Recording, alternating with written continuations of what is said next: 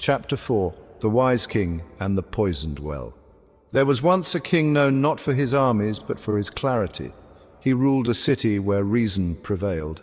Justice was real. People felt seen. He listened more than he spoke. He wasn't perfect, but he was wise. And his wisdom held the kingdom together until one night. While the city slept, a witch came quietly and poured a potion into the town's only well.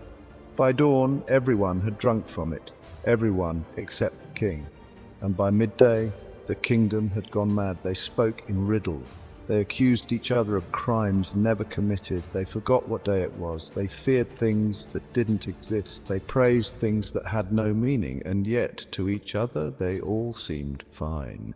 It was the king who now seemed strange, distant, different. And when he tried to speak reason, when he warned of what was happening, they didn't listen. They looked at him with suspicion. They whispered behind closed doors.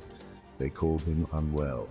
By nightfall, they were ready to remove him, not because he'd failed, but because he'd stayed sane.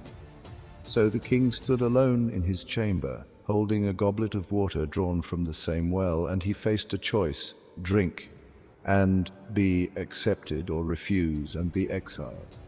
And that night he drank. The next morning the city rejoiced. Our king is one of us again, they said. He understands, but he didn't. He just gave up trying to be understood. And so the madness continued, polite, structured, celebrated. This story isn't about kings and wells. It's about now. It's about you. Because if you've ever hidden your insight just to be accepted, if you've ever laughed at the wrong jokes just to avoid standing out, if you've ever nodded along when everything in you screamed no, then you've tasted from the well. And maybe you didn't even realize it. Maybe you've been sipping for years, slowly letting go of the parts of you that saw too much, felt too deeply, spoke too early. Maybe you've adjusted your truth so well that it now fits comfortably into conversations that used to feel unbearable, but underneath the comfort is grief, the kind of grief that only comes from abandoning the truth to keep the peace. Carl Jung warned about this. He said the greatest danger isn't in being wrong, it's in losing yourself inside the collective, in trading your clarity for applause, in giving up your mind so you don't lose your tribe. He knew that individuation, the becoming of your full self, requires solitude. It demands that you step out of the current, even when it carries everyone you love. It asks you to face the ache of being different, the silence of walking alone, the fear of never being understood. But he also left us something else, a thread of hope. He wrote, no matter how isolated you are, if you do your work truthfully and conscientiously, unknown friends will come and seek you. Unknown friends, not saviors, not crowds, just people, real ones, who don't flinch at your truth, who don't ask you to shrink, who don't confuse your clarity for coldness or your depth for drama. But you won't find them if you keep drinking.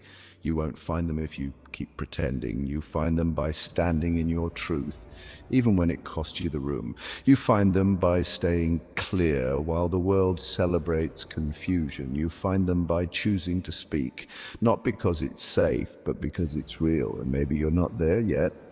Maybe you're still holding the goblet, still weighing the cost. That's okay. But know this, every time you choose to see and stay silent, a part of you goes quiet too. And every time you speak, even if your voice shakes, even if no one listens, you keep something alive, something rare, something sacred. The part of you that was born not to conform, but to wake the sleeping,